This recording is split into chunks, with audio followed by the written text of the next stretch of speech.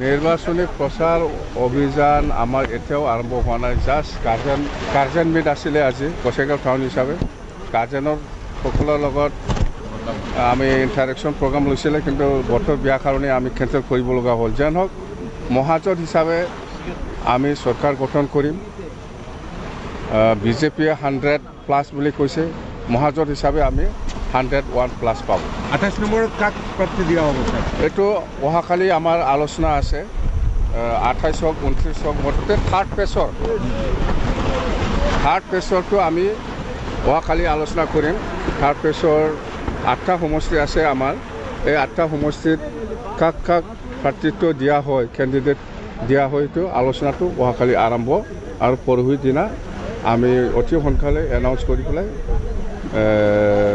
নিৰ্বাচনৰ যেটো প্ৰচাৰ সেইটো আমি ওলাই যাম। স্যাৰ, আপুনি এটা সময়ত কৈছিলে যে আপোনাৰ মানে ষ্টেণ্ডিং MLA যিবিলাক আছে তাৰ কাৰো টিকিট কাটা নাযায়, সেইটো স্থিতিত আপুনি অটল আছে না নাই? নাই, সেইটো আমাৰ মোৰ কোৱা কথা চব কিবা নহয়, দলৰ কথা আছে, চবৰ লগত আলোচনা কৰিব লাগে। মই প্ৰেছিডেণ্ট হয়, মই এটা সময়ত ক'ব পাৰে, কিন্তু এতিয়া দলৰ ছিষ্টেম আছে, সেই ছিষ্টেমতে আমি যাই পেলাই আলোচনা কৰি টিকেটটো ফাইনেল কৰিব।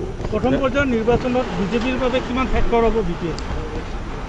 প্ৰথম পৰ্যায়ৰ নিৰ্বাচনত বিজেপিয়ে 12টাতকৈ বহুত চিট হাৰিব। মোৰ হাতৰ পৰাই বিজেপিয়ে 12টা চিট হাৰিবলৈ গৈ আছে। আৰু কংগ্ৰেছ আৰু UDF আছে, ইহঁতৰোতো বহুত কিবা আছে।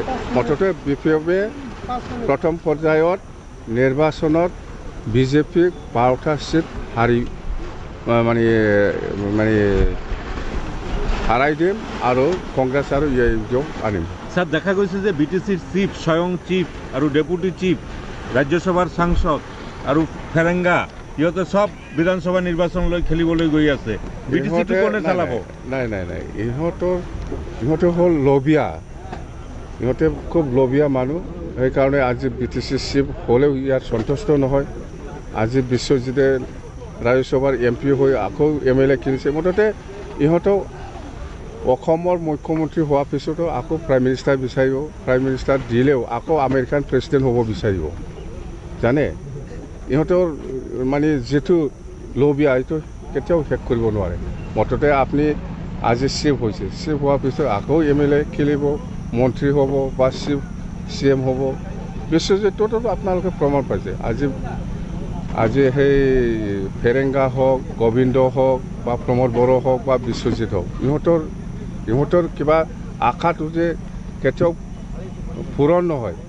প্ৰাইম মিনিষ্টাৰ পালেও আকৌ প্ৰেছিডেণ্ট বিচাৰিব আমেৰিকাৰ, এনেকুৱা ধৰণৰ মানুহ। সেইবিলাক মানুহ আমাৰ BTC বাকী ৰাইজে চিনিবলৈ আৰু বাকী থকা নাই।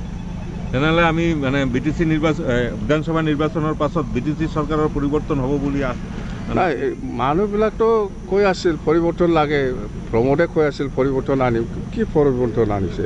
সেই শ্ৰীৰামপুৰ গেটত গৰু আৰু সেই কয়লা, ব্ৰইলাৰ মুৰ্গী বা মাছৰ চিণ্ডিকেট বনোৱাটোৱেইতো পৰিৱৰ্তন, আৰু বেলেগ একো নাই। আৰু একো কনষ্ট্ৰাকশ্যনৰ কাম কৰা নাই, চব ছাপ্লাই। আৰু চাওক আপোনালোকে, হেমন্ত বিশ্ব শৰ্মায়ে প্ৰমোদৰ দ্বাৰা দি BTCৰ পইচাটো চব লুটি পুটি লৈ গৈ আছোঁ। আগত ডিমা হাছাওৰ পইচাটো হেমন্ত বিশ্ব শৰ্মা ডাঙৰীয়াই যেনেকৈ লৈ আহিছে লুটি পেলাই, এইবাৰো আৰম্ভ কৰিছে হেমন্ত বিশ্ব শৰ্মাই BTCৰ পইচা লৈ যোৱাটো, কাৰাপশ্যন কৰি পেলাই।